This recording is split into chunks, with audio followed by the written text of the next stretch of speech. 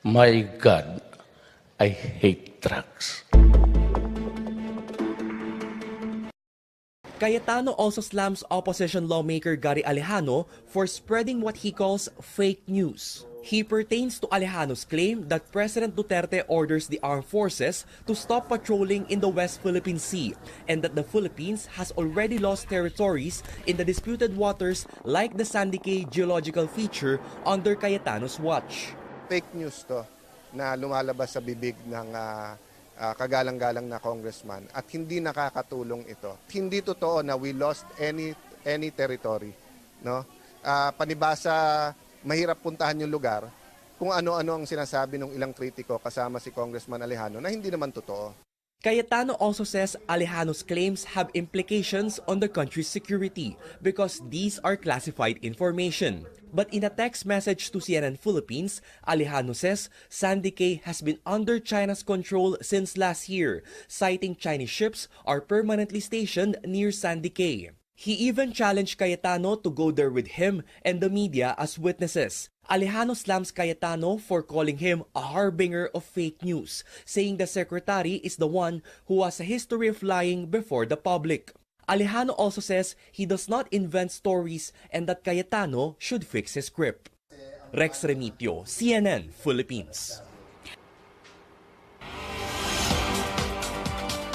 Welcome to the newsroom on CNN Philippines. In the news, the DFA says China has committed to impose sanctions on their Coast Guard who harassed Filipino fishermen in the South China Sea. President Donald Trump is upbeat ahead of the historic summit with North Korea's Kim Jong-un. He sees the meeting as a one-time shot at peace. And even after all her achievements, the megastar Sharon Cuneta still has unchecked items in her bucket list, and it involves Asia's songbird Regine Velasquez.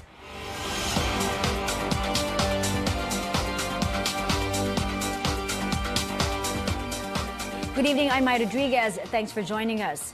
We have this developing story. Hundreds of families flee homes due to offensives against ISIS-inspired groups in Maguindanao. The ARMM response team says more than 1,700 families from 5 barangays had to evacuate.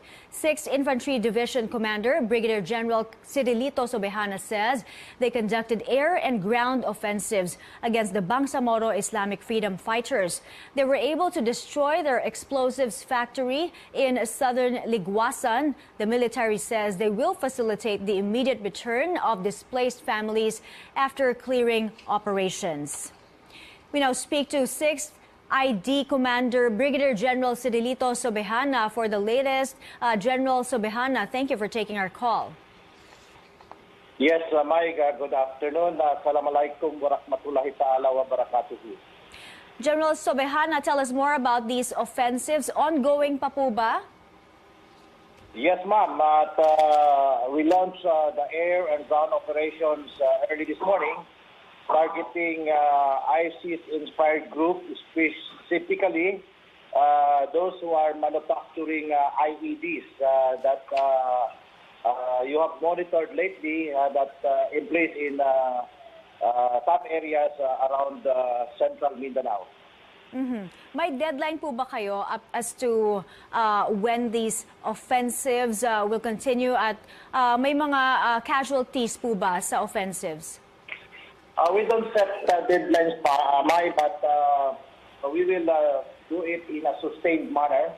We will not stop until these lawless elements are neutralized, prevent them once again of emplacing IEDs in the different parts of Mindanao. And as a result of the air and ground operations that we launched early this morning, until now, we have accounted for 15 confirmed dead, 8 were wounded, and 2 were captured. Saan po, anong side po ang mga casualties, ang mga fatalities, sir? All from the BIFF? Yes, from the BIFF, particularly the group, the ISIS-inspired group under Kaboto Rice. General Sobejana, can you tell us more about this explosives factory. Ano po ba ang mga na-recover dito sa factory na ito at what led to the discovery of this IED factory? Well, we did a very thorough mission planning with due consideration to the safety of the civilians around, and of course of the MILF community, because we don't want na mabahiran itong ating peace agreement with the MILF. So with the reports coming from different sources, we were able to validate the exact location of the main IED factory of the group of Abu Turaife. That's why after that, confirming the information, validating all the information that we received, we immediately launched an air and ground operations, leading to the destruction of the main IED factory. And we recovered on site some IED that had not exploded, because there was a sympathetic detonation actually when the facility was hit by a rocket from our Air Force planes. No? And we also recovered substantial amount of IED components and some high-powered firearms. Mm-hmm. General Sobejana, you said that you will facilitate the immediate return of displaced residents as soon as matapos ang clearing operations. Kamusta na po ang mga evacuees, sir? You're right. Actually, katatapos nga lang ng meeting namin with the CCCH, ADJAG, and with the IMT, or the International Monitoring Team. So we agreed to convince all the IDPs, or the internally displaced persons, to immediately go back to the respective communities in close coordination with the concerned local government units. All right, thank you for the update. Brigadier General Cirulito Sobejana, commander of the 6th Infantry Division, he was telling us about the offensives against ISIS-inspired groups in Maguindanao that has led to, forced hundreds of families to flee their homes.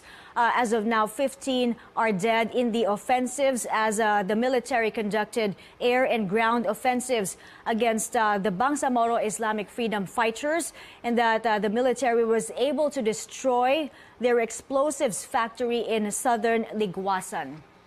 In other news, it's a recurring cry. Chinese Coast Guard harassing Filipino fishermen, even stealing their catch in the South China Sea. For the first time, the Foreign Affairs Department says China is acting on the matter, vowing to punish its personnel who will violate Filipinos' rights.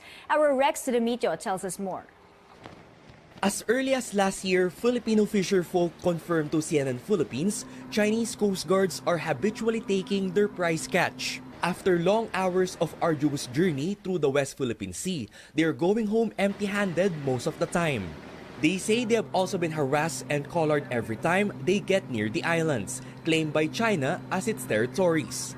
But for the first time, the Foreign Affairs Department claims China will impose harsh sanctions on its violating Coast Guards. Inassure tayo ng Chinese ambassador that they will apply the law very harshly sa violators. No? May agreement na tayo sa kanila na ang fishermen ay dapat malaya.